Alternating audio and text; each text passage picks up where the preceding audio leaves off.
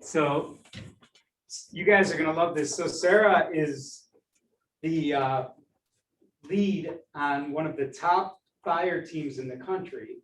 She's also a MAPS coach for Keller Williams.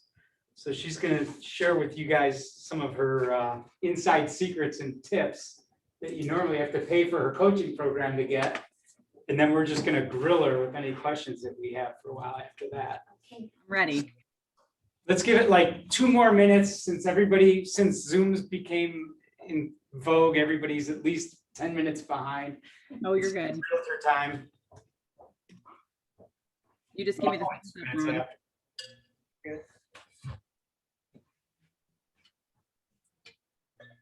So Jen, tell us about your partner, Jen Davis, that you created that program with. She's a pretty big producer too, right? Yeah. So if you don't know Jen Davis, she is the CEO of Holt Homes Group in Springfield, Missouri. She and I both started our careers in real estate, being on a team, working solely with buyers. And we both have built big buyer businesses in tandem with our rainmakers for our respective teams. And have both kind of moved into leadership capacities within our respective teams. So we, we worked with a lot of buyers at a very high level, and Jen specifically manages the entire sales team with Holt Homes Group, and with the Loken Group, I just manage the team of buyer agents. So we live in a very buyer heavy world, both of us do, and so we like to focus on the buy side of the business because we recognize that it's not as popular as the list side, yet we also both believe that when you run the buy side of your business like you do the list side, you can actually grow a pretty impactful business with a big team. So that's what we do. So Jen's partner is our regional director for our region, for the Mid-America region, Dan Holt. Good old Dan. So they're movers and shakers down there in Springfield, Missouri. So, and I've known Dan for 100 years. He's always been a really great producer, nice guy. And so this should be great. All right, we're gonna give him 30 more seconds and then we're going for it. Sounds good. So Sarah's got about a 15-20 minute presentation she's gonna do. It's gonna answer 99.9% of every question you ever had. And then after that, we'll pick her brain.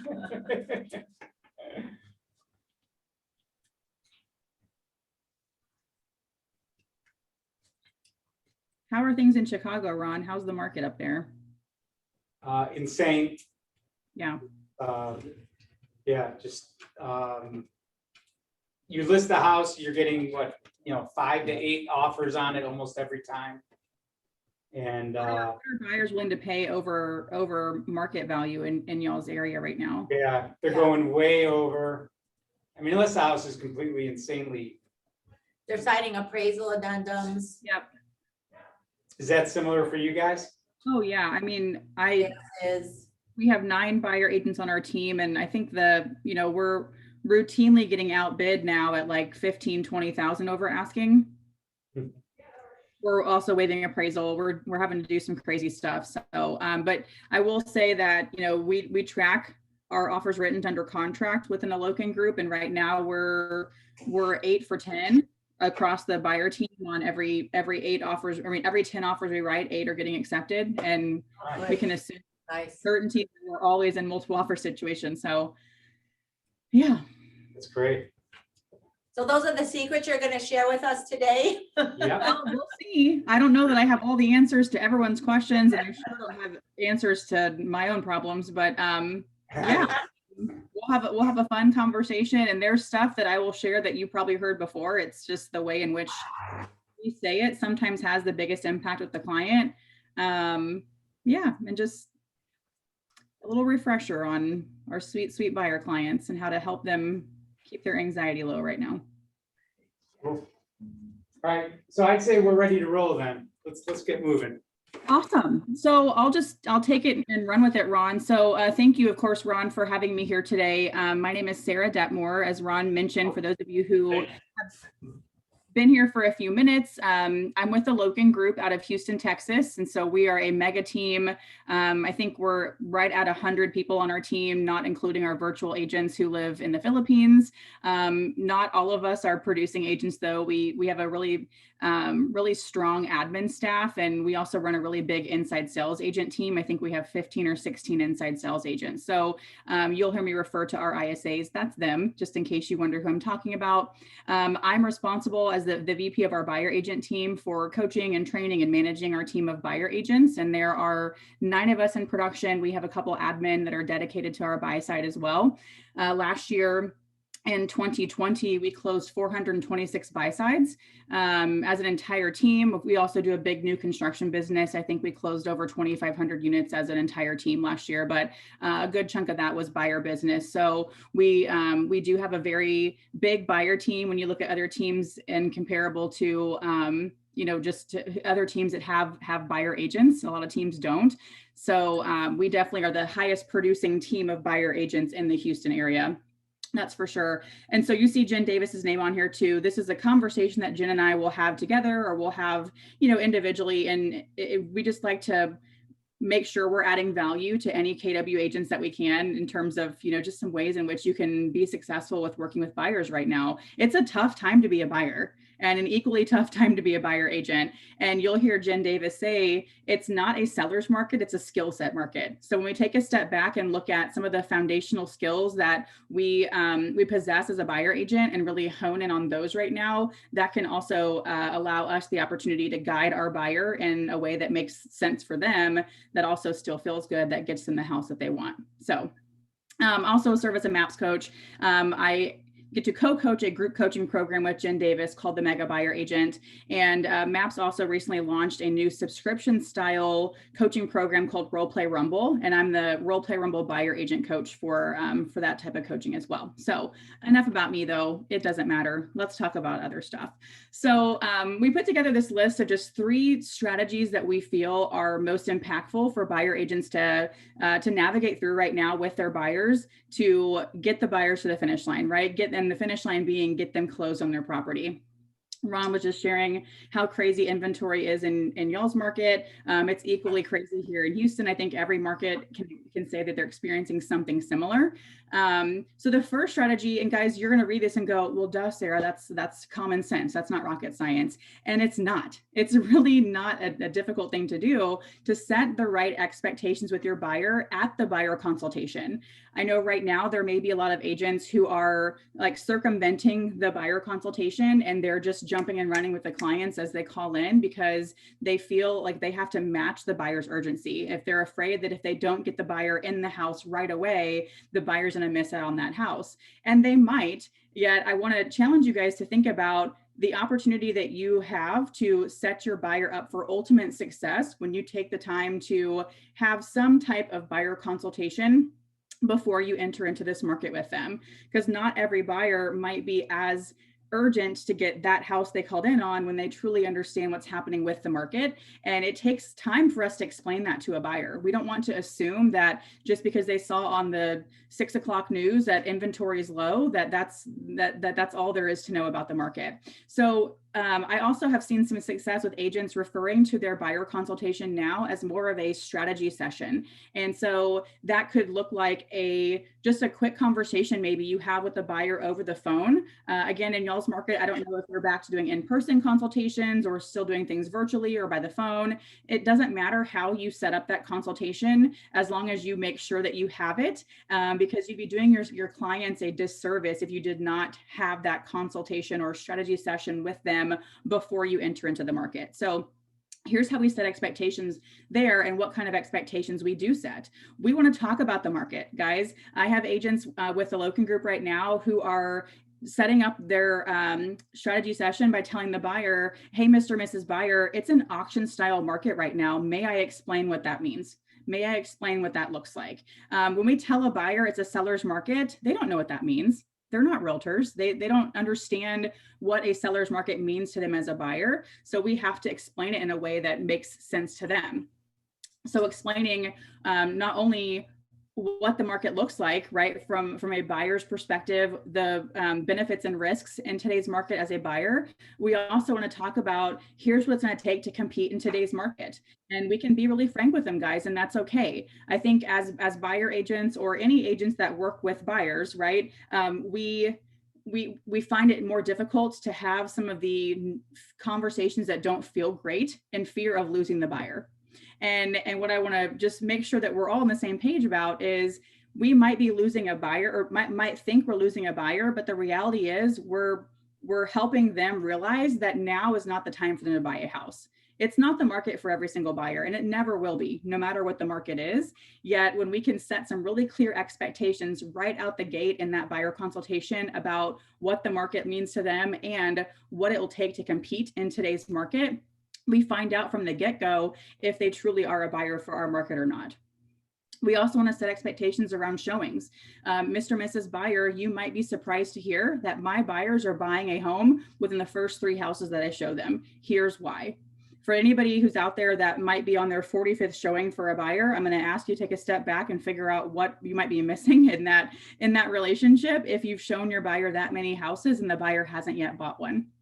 And we have some scripts on the next slide that we'll talk through in those kind of circumstances, but it's okay to tell the buyer or encourage the buyer to be okay with wanting to write an offer on one of the first few houses that they see. In addition to that, I don't know how many of you have had a buyer email them a list of like 45 houses and say, hey, Sarah, let's see all these on Saturday. And I heard somebody laugh because it's true, buyers, especially buyers who come in and out of town. I know we get a lot of relocation business here in Houston. We'll have buyers who want to spend the entire day looking at houses. And I'm like, hold on a second, that's not realistic. And here's why. And so we want to set expectations up front of, Mr. and Mrs. Buyer, it takes about 3 to 4 hours for us to tour, 3 to 5 homes. And the reality is, if we can't find you a home that you want to purchase in the first 5 houses that we see, then I'm not doing my job. And so that's the whole point of us having this buyer consultation or this strategy session, is because I want to get so clear on what it is that you must have in your next home that we only see houses that you'd make an offer on. Is that okay with you? Communication.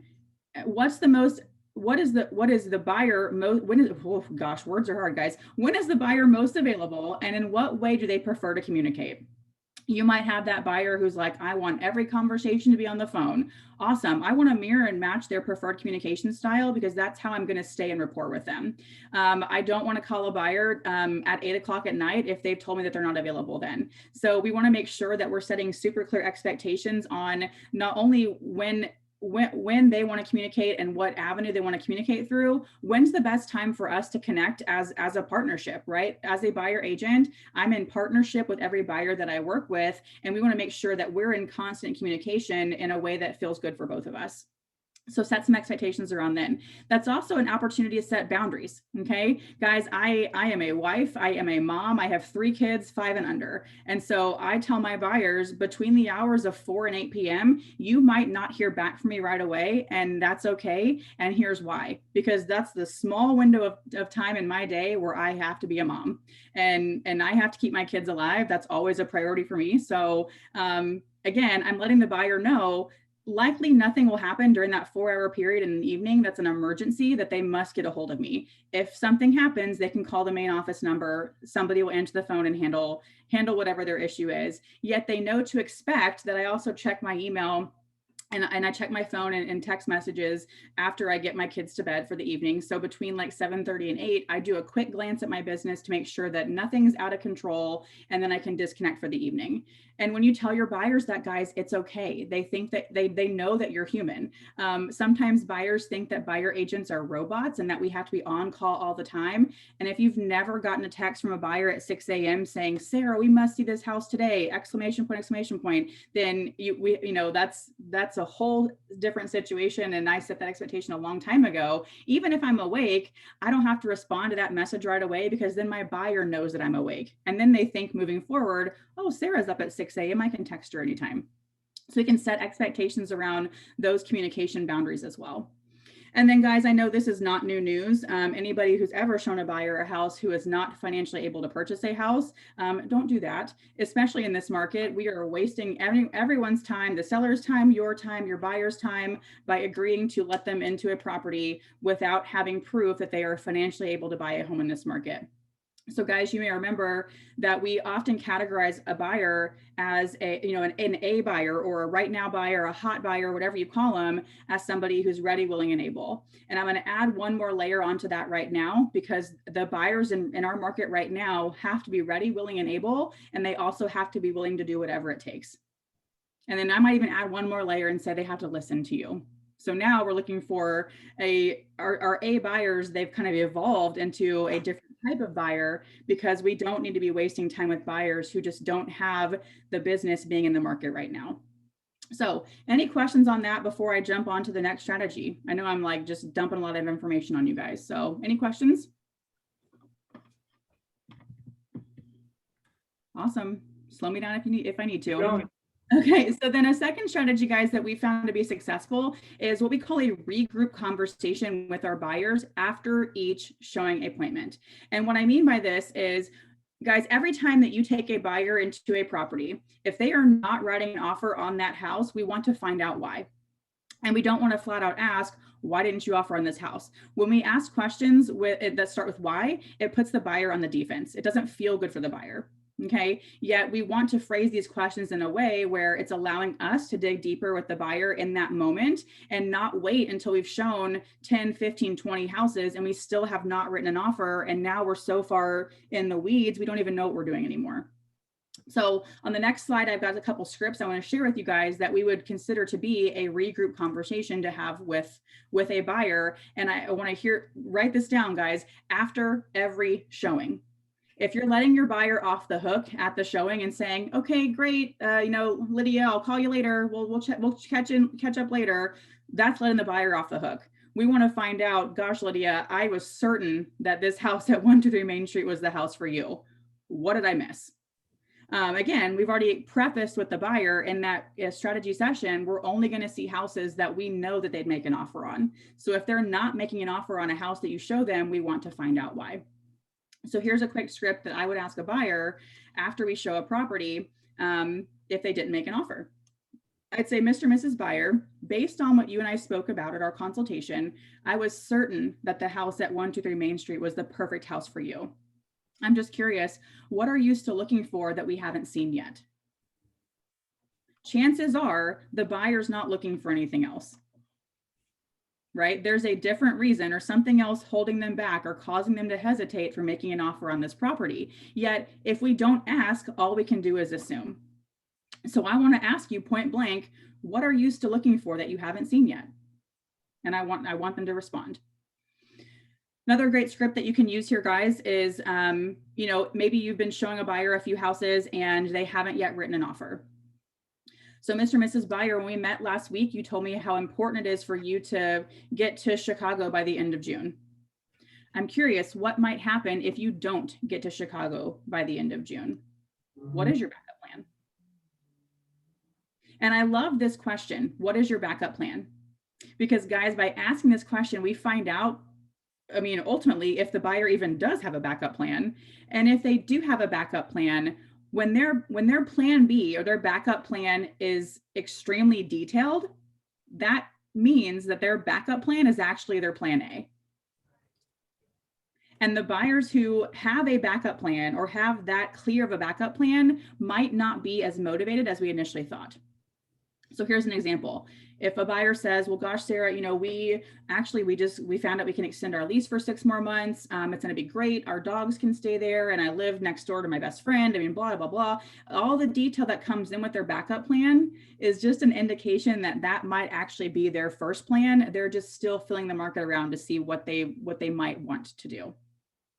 So that question right now, what is your backup plan, is a very powerful question. And guys, these are conversations you can be having with your buyers right now. These aren't conversations to wait and have with the next buyer you pick up. If you're working with a buyer right now and you're thinking, gosh, I showed them a house over the weekend, they didn't make an offer, ask them one of these questions.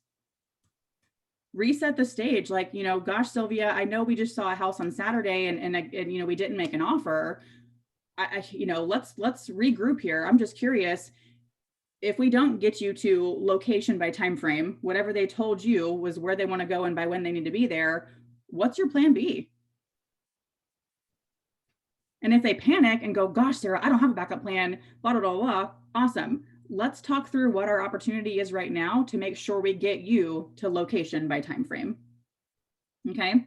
And the third one here, really simple script you can use. Mr. and Mrs. Buyer, I want to make sure that my motivation always matches your motivation. We've seen some great homes and have not yet written an offer. What's changed?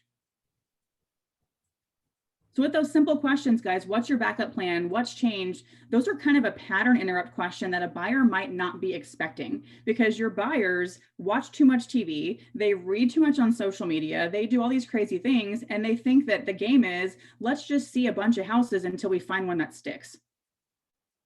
And I don't know about you, but like, I don't have that much time in my day to show a whole bunch of houses and just like see what happens. So by asking these questions, I have the opportunity to guide my buyer into a space where I'm getting really clear on whether or not they're as motivated as I think that they are. And if something has changed in their plan, that's fine, right? I always want my motivation to match the buyer's motivation, because I can't be more motivated to get them a house than they are. Any questions about these scripts, guys?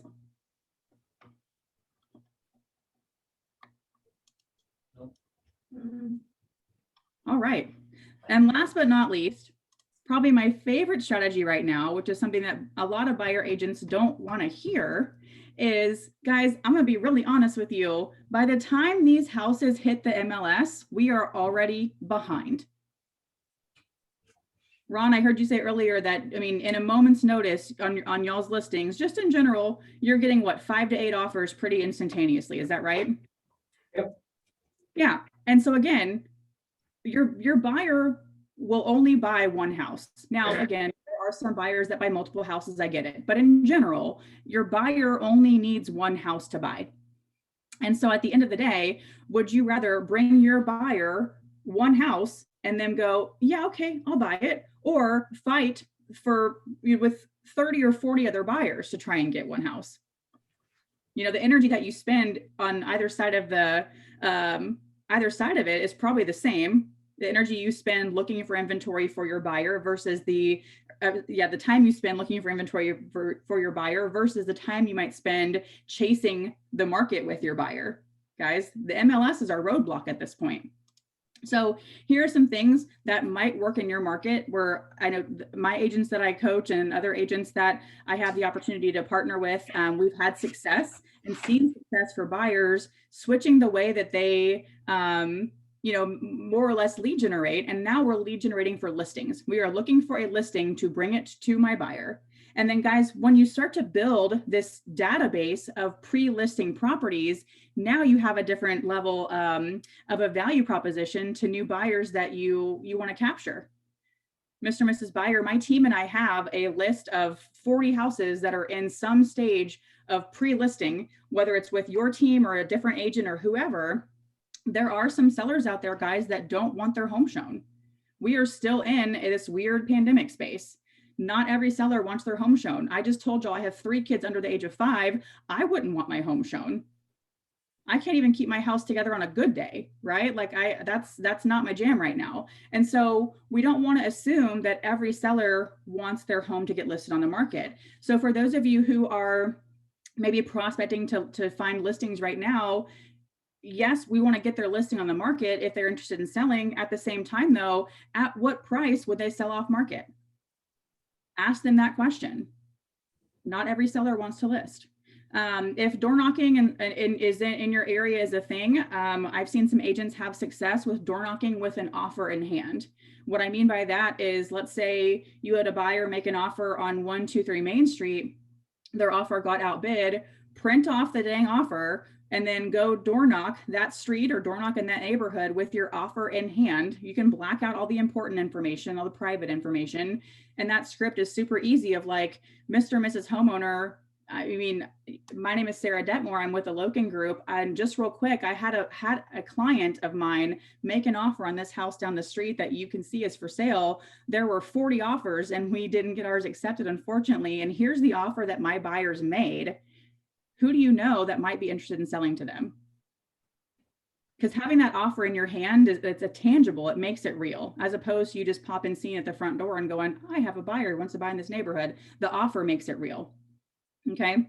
And circle prospecting, of course, our team of ISAs circle prospects at a pretty high level. We give them a property that sold super quick. They dial the neighborhood around it. And the question is simple. It's not Mr. and Mrs. Homeowner, would you sell? Or, we don't want to solicit to them or prospect to them. We want to ask them who they might know that needs to sell. And then chances are you can tie that back into a conversation about them wanting to sell potentially. You can do a quick MLS search to look at any of the listings in an area or a neighborhood maybe your buyer wants to buy, and look at all the houses that are in a pending status. Call those agents, build relationships with those agents, those co-op agents or listing agents. And we don't want their deals to fall through, but sometimes they do. I don't know what your due diligence period's like in buyers for your market. Here in Texas, we negotiate anywhere from 3 to 10 days that the buyer can terminate a contract. And because we see a lot of buyers making offers sight unseen, making crazy offers sight unseen, those deals are more likely to fall through. So when I can call an agent who has a pending listing and say, gosh, Jeannie, is there any chance this listing might come back on the market? That agent might say, well, Sarah, you called at the right time. Our financing just busted out. I was going to list it again tomorrow. Jeannie, at what price can my buyer make an offer that would cause your seller not to relist their property? I will bring you the offer that your sellers need. And we have to prep our buyers for this, guys, because when we bring a property to our buyers, we have to tell them in that strategy session, my team and I do things differently. I will spend some time every day finding properties for my buyers. Now, Mr. and Mrs. Buyer, when that happens, when I bring you a property that might be in a pre-listing status or some kind of status that's not on our local MLS, it might be 80% of your criteria and you're going to have to pay full price, right? The buyer still has to pay a premium to get that property. And in that case, guys, the buyers might be even more willing to pay a premium to not have to compete. I'll pay an extra couple $1,000s. I'll waive whatever. I'll do this, I'll do that to not have to compete. Okay. So social media can be pretty powerful. I think there's a great way in which you can use social media to find listings. I don't know that it feels good for everyone to read an agent posting of like, oh my gosh, I'm desperate for business, right? Like that doesn't make you sound like a great agent. Yet I do think that it's appropriate to hop in different neighborhood groups or next door and say, gosh, I have a buyer that has these specs and needs to buy here. Like, who can help? The golden letter, I know, is a big conversation going through KW right now, where you can mail letters out to certain neighborhoods that you're farming to say, I've got people who need to buy your house. I actually got some weird handwritten letter from some realtor at an unknown brokerage not long ago. And it was handwritten, hand addressed, and it's sent to me. And of course, I'm not selling my house. However, that must be working as people are doing it. And then look at your data bank. Look at your data bank of forever clients. With the Loken Group, we don't call them past clients. We call them forever clients because we want them to be repeat clients. Think of all the people that maybe you helped buy a house 3 to 5 years ago. They might not understand how much equity they have in their home right now. And so a courtesy call to them to say, gosh, Lydia, you might be surprised to hear that your home value has increased by 25 grand in the last 2 years. Not that they have to do anything with it. You're just giving them information. And that's a reason to call somebody, right? So my MAPS coach always asks me, hey, Sarah, are your buyer agents call reluctant or value deficient? And that question always stands out to me. And I'm like, because when he first asked me several years ago, I was like, what does that even mean? And, thinking through it, it's as agents, sometimes we struggle to pick up the phone and make a phone call to somebody that we know, for goodness sake, because we feel like we might not add value in that conversation. So when you truly have value to add, hello, homeowner, your value's increased by X amount in the last 2 years, you're just giving information and have a reason to call. Yet when you believe that that is a value add to them, you're more likely to pick up the phone and make that phone call.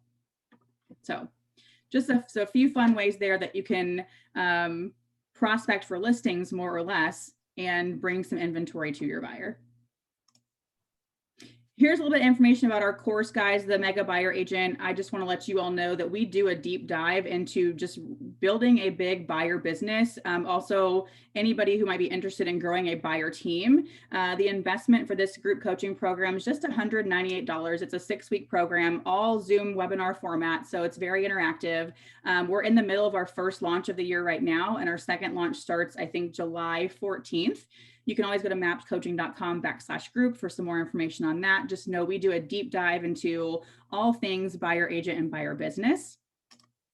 And then here are a few of the resources for my fellow buyer agents in the group. Anybody who's looking for another Facebook group to join, we have a buyer specialist dedicated Facebook page that Jen and I both are admins for, called Buyer Specialist Mastermind-KW.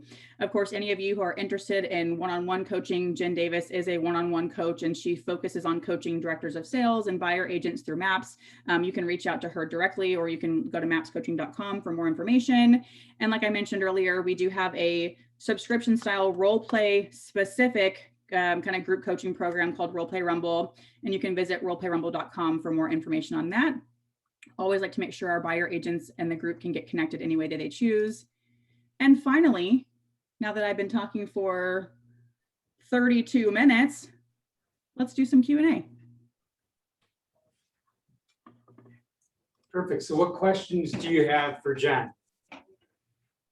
Well, Jen's not here, Ron. It's just me. I'm sorry. Oh. For Sarah. You keep talking about Jen. I would have mentioned her. I know. I wish I love it. So what questions do you have for Sarah?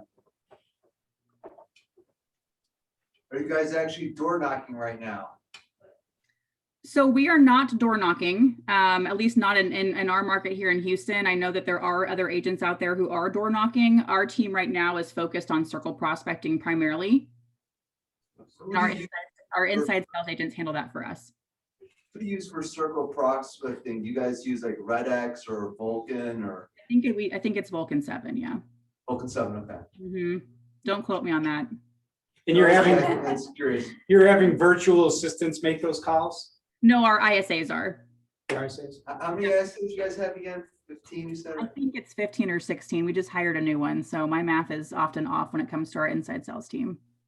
But we've always run a big inside sales team. Do you have your buyers follow you in their car or meet? Gosh, yes. I don't put a stranger in my car. Pardon me? I said, oh gosh, yes. I never put a stranger in my car. Okay. Yeah, I'm just weird about that. That's a personal preference. I don't trust anybody. If it's like my sister or a good friend, sure, y'all can ride with me. And often it's because I'm coming from one appointment and going to the next. And so I don't have time to do the chauffeur thing. And so I'll send them a route and I'll say, here's where we're starting. Here's the map. You can follow me. I'll meet you at the first house on the list. And then I'm off to my next appointment after I finish those showings. So that's part of the reason why, but I also am just like super like aware of, how scary it can be to be a realtor, you know? What about when you're knocking on the door? Don't you need to require some sort of a solicitation permits or something? It depends on the town. Yeah. Most of the time, actually, they need. Yeah, and I think from our perspective, right, we're not soliciting. So I'm not selling anything to the person whose door I'm knocking.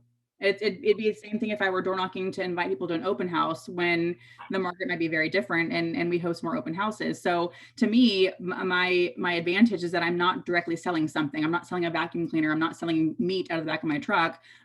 People in Texas do that, by the way, which is kind of weird. I'm not selling something. I'm there, letting them know I have buyers that need to buy a house. So Sarah, what's some of the direct tactics that you're using when you do go to present and you're up against other offers?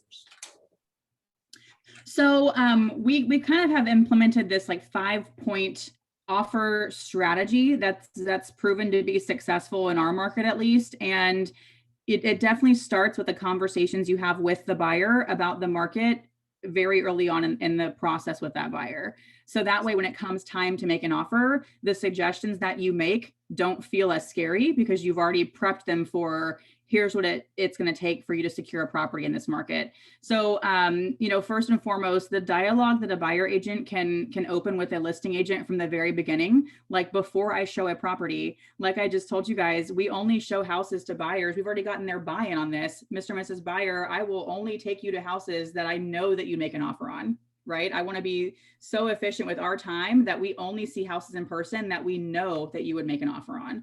So I can call the listing agent before I even do the showing and let them know my buyer will make an offer on this property. I can ask the listing agent a series of questions, like other than price, Mr. and Mrs. Listing Agent, other than price, what terms is your seller wanting to see that will cause them to accept my buyer's offer? Because I know that price is going to be a factor. Right? I want to know other than price. Do they need post-possession? We're seeing a lot of successful offers right now with buyers offering a free leaseback for weeks, right? Because a lot of these sellers right now are listing and selling their homes so quickly, they need that leaseback in order to go find their next home. We've seen offers successfully doing a reverse contingency where we're writing into the contract that we're allowing the seller a 30-day window to go and find and contract on their next property. And if they don't, the deal falls through. So reverse contingencies have been working well. Actually, one strategy, Ron, I'll share with you that one of our buyer agents just started doing. When they leave a showing, she'll talk to the buyer and say, okay, Bryn, if the buyer says, yeah, we want to make an offer on this house, Bryn, as the agent might go, awesome, Mr. and Mrs. Buyer, may I have your permission to prepare what I feel would be the strongest offer to get this home accepted, or to get your offer accepted, or to secure this property, whatever you want to say. We're asking the buyer permission to prepare an offer that we feel will be very strong, based on what we know to be true in the market and based on whatever conversation we have or intend to have with a listing agent. The buyer's not going to say no to that. Sure, you can prepare an offer. We'll review it together. But if I'm a buyer, yeah, I want to know what my agent is going to recommend in terms of offer terms. It's not an offer we have to submit. I just want to prepare. I want your permission, Mr. and Mrs. Buyer, to prepare what I feel is the strongest offer that's going to help us get this house, to win this house for you. The agent prepares the offer after talking with the listing agent, finding out what the agreeable terms are, lease back, all that information. And then she'll call the buyer and talk them through that offer. And at every term that she's put in the contract or put in the offer, she'll explain the benefit or the risk to the buyer in that moment. And because she asked the buyer's permission to do that in the first place, again, it's like 9 out of 10 times they're submitting that offer that she wrote, and it's the strongest offer. I think buyers have this misconception where there has to be this like tug of war back and forth negotiation because it's real estate. And guys, we don't know if sellers are going to call for highest and best offers. I think we assume that they will, but we don't know for sure that they will. And so when we can encourage the buyer to make their strongest offer first and tell the seller or tell the listing agent, I have coached my buyers to make the strongest offer from the get-go. This is what they have to offer. And when, we already have a dialogue going with a listing agent, we also have to build rapport with that listing agent, right? It's like we have several relationships we have to manage as a buyer agent. So, but she's had success with that by just asking permission to prepare an offer and then talk her buyer through it. And more often than not, they're submitting the offer that she's prepared. So. Nice. Yeah. Did I answer your question, Ron? Yeah, it was great. Just making sure. Sometimes you got to reel me back in. No, that's definitely one of our biggest challenges is it's funny, there's 2 commissions on every transaction, right? The listing commission, and you're just fighting once you get the listing, you're already getting that commission.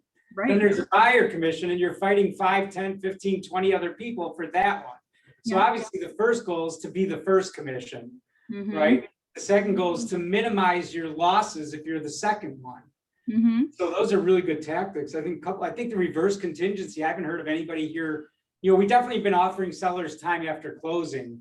I think calling it a reverse contingency and having a buyer who says, I absolutely am willing to walk away if you don't find another house within 30 days or even 60 or 90, whatever it is. That puts you way above a lot of the other offers. I think that's a really good tactic to use. Right. And chances are that seller is going to find their next home, right? When they feel good about having time to do it, they're going to find their next home because they're going to have enough dang equity to go find a house.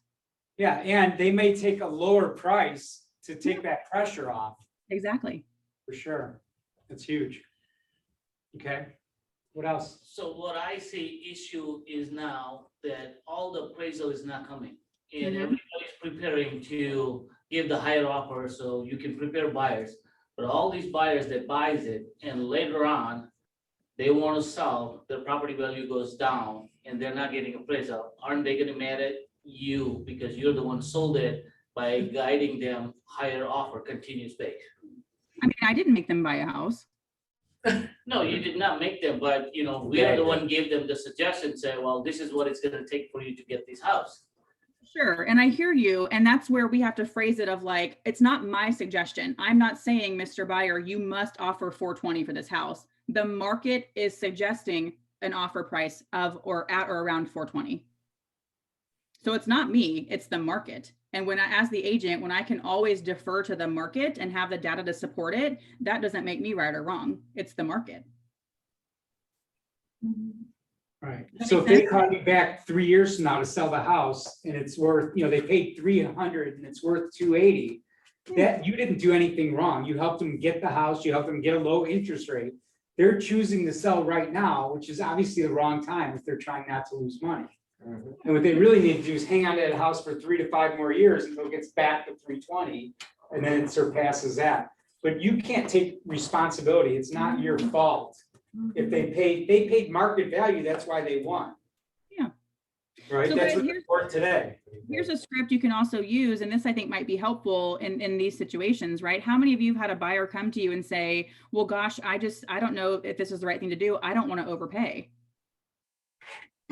Right? I mean, I don't ever want anyone to overpay for anything unless they're willing to do it. Yet the market is making certain suggestions. When I look at market data, I can say again, it's not me. I am not here to predict the market. I can only interpret the market as it currently is.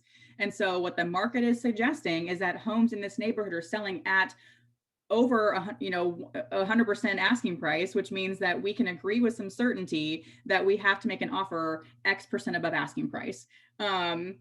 At the same time, though, buyers always say, oh, well, we're waiting for the bubble to burst or we're waiting for prices to come down. We don't know when that's going to be. Guys, I mean, like Mr. and Mrs. Buyer, we can do one of two things. We can either make decisions based on what we know to be true today, which is, yes, we know inventory is low. We know interest rates are low. We know all these things. We can make decisions based on what we know to be true today, or we can make a decision based on what we think might happen in the future. Which do you choose to do? And being that a house is a commodity, you can liken that to stock, right? Has there ever been a time when you thought the price on a stock was, you looked at Amazon and it was $80 a share and you thought, that's insane. I would never pay $80 a share. And now it's $250. Oh, yeah. Right? I mean, think of all the people who, just last year in Houston, we had home prices across the board increase. And Lance would know this statistic exactly. Ron, you know that. But I think we had home prices increase, I'll say 13% in all of 2020. And what I don't want to have happen is that home prices right now continue to increase. And we see another 15% increase in home values just in 2021. My buyers right now, Mr. and Mrs. Buyer, it's ultimately up to you.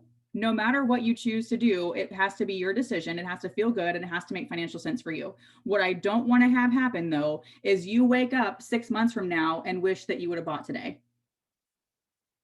Because prices are going to go up and down. I can't control that. Prices will always go up and down. I don't know when, I don't know how, I don't know why. On anything, prices will go up and down.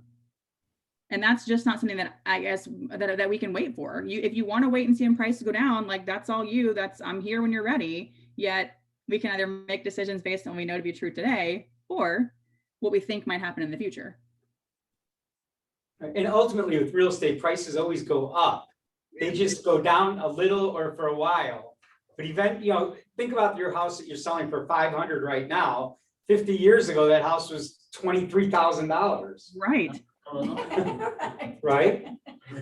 Right? So it's very, and the problem is when it's down, like we just had the worst downfall in the history of real estate prices.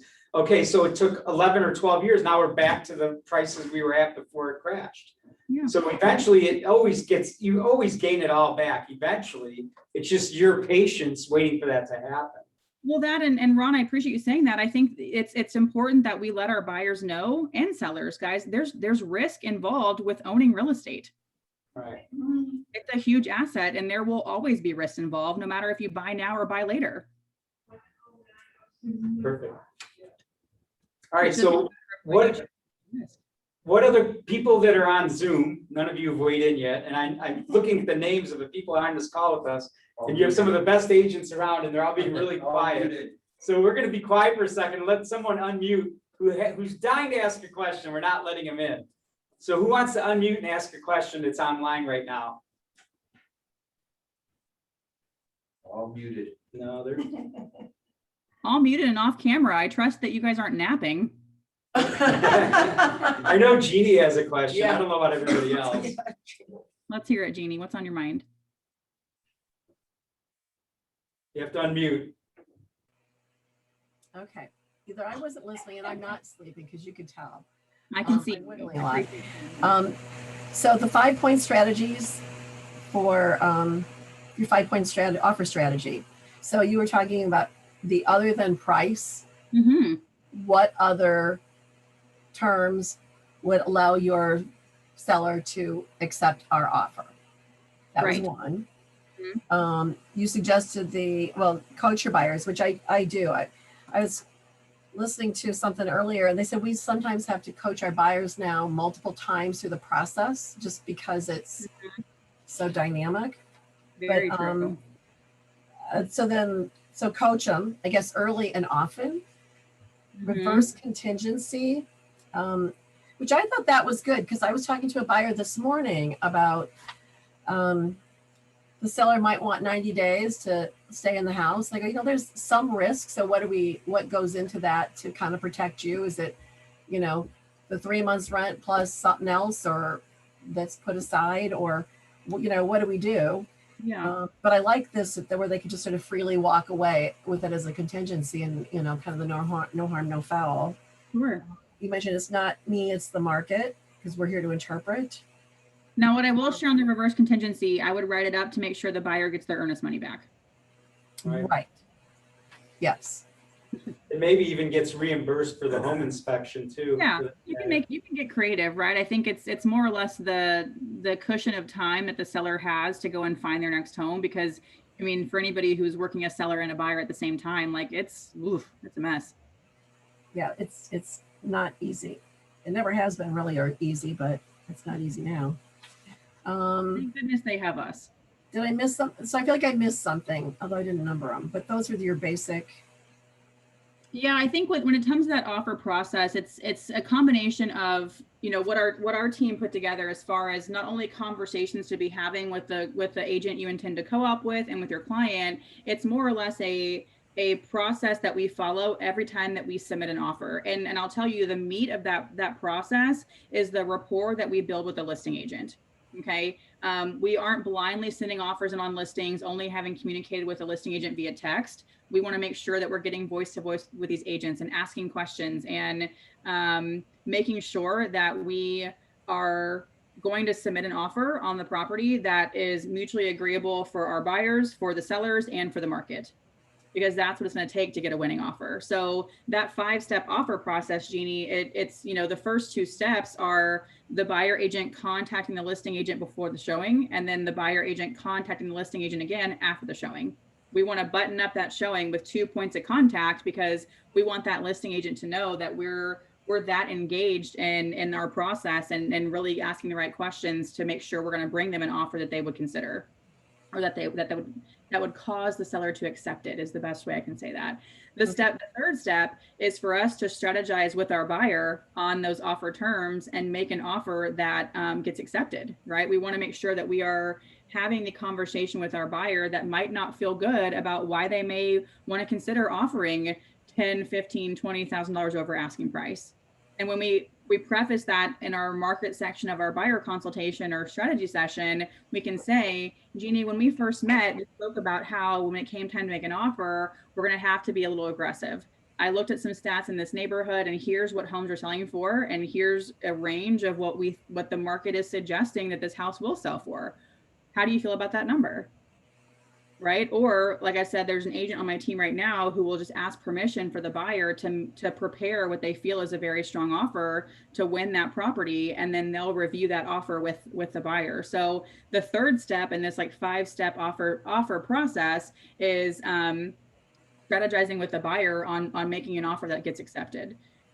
The fourth step, of course, is actually submitting the offer. We like to send a video of ourselves, like a selfie video, to the listing agent to supplement our offer, just talking about who we are and how we're looking forward to working with them, so they can put a face to a name.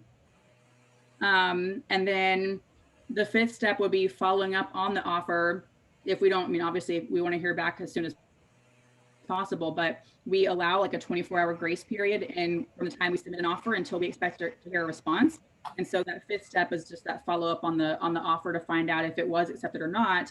If for some reason our offer was not accepted, I want to find out why and take that feedback back to my buyer and then use that as an opportunity to re-strategize with my buyer and move forward in a different direction, because we aren't going to do the same thing twice and expect a different result.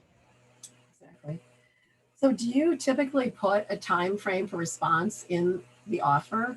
I do. I request a 24-hour response. Well, I request a response to the offer within 24 hours. If I don't hear back from the listing agent or connect with them within an hour of submitting it to let them know, like to confirm that they officially received it, then I'm going to like go crazy ex-girlfriend on them to make sure that I know that they got my offer. Okay. I'm not laughing at the crazy ex-girlfriend. Sorry. Yeah. What? I said, I'm not very patient, so that doesn't work really well for me to like wait until someone responds. I like to get my questions answered, but it's important for me to know, like, I don't want to assume that just because I click send on an email that the seller or the listing agent got my offer. Yep. Right? Like, I don't care if there's a read receipt or whatever. Like, I want to verbally confirm with the agent that they received my offer. Yeah. And then I want a response to the offer within 24 hours whenever I can get one. Awesome. How about a couple of ahas? What do you guys, who wants to share something? What's the most powerful thing you took from this conversation?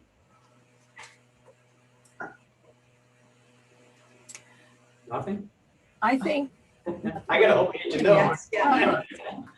I think that two of the most important important things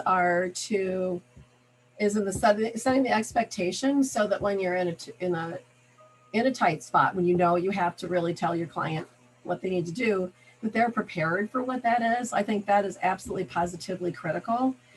And then the other is about what you're going to choose to look at and have clarity on that. I will say, I don't usually take people to like hundreds of homes, but I had a buyer that was in town for a few days, transferring in. This is their only trip in, and we honed it down to exactly homes that only they would like. We looked at 5 homes. At the end of the day, by midnight, I had an offer on the table, and they knew that's what was going to happen. They knew. I said, will this work for you? And I was like, because I think at first I said, well, we're only going to look at like 4 or 5 homes. Is that okay? And because I know you really need to find something, right? Like, so you just kind of kept going. And it's amazing how when you communicate it and set that tone from the very beginning, how they weren't surprised. They were probably surprised that they were hearing it again. Yeah. But the same thing went true for the, they trusted me, and they trusted me to guide them on the price, the terms, that they couldn't sleep on. There's no sleeping on it. Not now. No sleeping on it. You have to do it. And it's just understanding the market that we're in, and it'll change again. So you have to get a new understanding again. But. Right. And we'll always adapt to it. That's the beauty of this company and the way that we all support each other. I mean, there's no reinventing the wheel here. It's all what R&D, rip off and duplicate. And I think that's again, the beauty of this company is that we are all willing to share things that work, things that don't work. I mean, I can't tell you how many times I have failed forward, and Ron, I'm sure you could say the same thing. Growing a business and growing a team, it's tough, and the market's always changing. And so we for sure have to adapt. Scripts that we're using now are scripts that we weren't using 6 months ago. So it's definitely an evolving industry, which makes it fun. Right. Oh, Go ahead. a couple of things that were really important. I love the part about find inventory for your buyer. And to do that by calling all the agents of the pending listings. On top of which, right, you're secondarily, as a team leader, is that you're developing relationships with all of those agents, right, that may one day come to have a conversation with us, right? Because they now are working with an agent that's very proactive, you know, about finding inventory for their buyers. So that was a great point, I think, Sarah. The second one that I loved was when you call the listing agent, again, developing that relationship and asking, you know, what exactly is the seller looking for? But not only to ask them to wait for their answers, but in some ways to educate the selling agent around other things that you know are important to other people that they may not have thought of even, right? So you might say, well, do you think as is might be important to them? Do you think, you know, the appraisal addenda might be important to them if they don't bring those things up? So you're really helping to educate them to be a better agent for, you know, for their sellers. So I think those are, you know, really good and important points in developing those relationships. And I just went through a transaction where there was a listing agent that was exactly like that. She called me, she said, what do they need? What can I do? She gave me the list and she came back again. She said, how do I win this? What are they really looking for?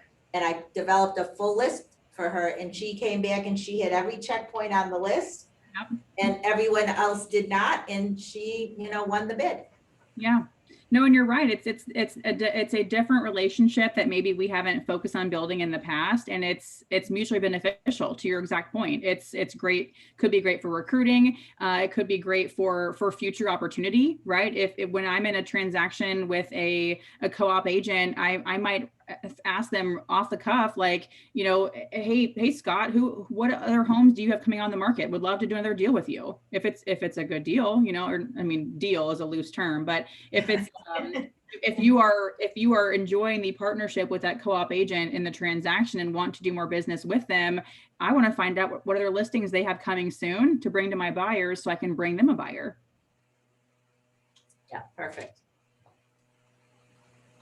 So what I'm hearing is that setting expectations is really important. Knowing your value is really important. And, you know, the setting expectations is what, you know, when I came down there and was working with you guys, it's future pacing, right?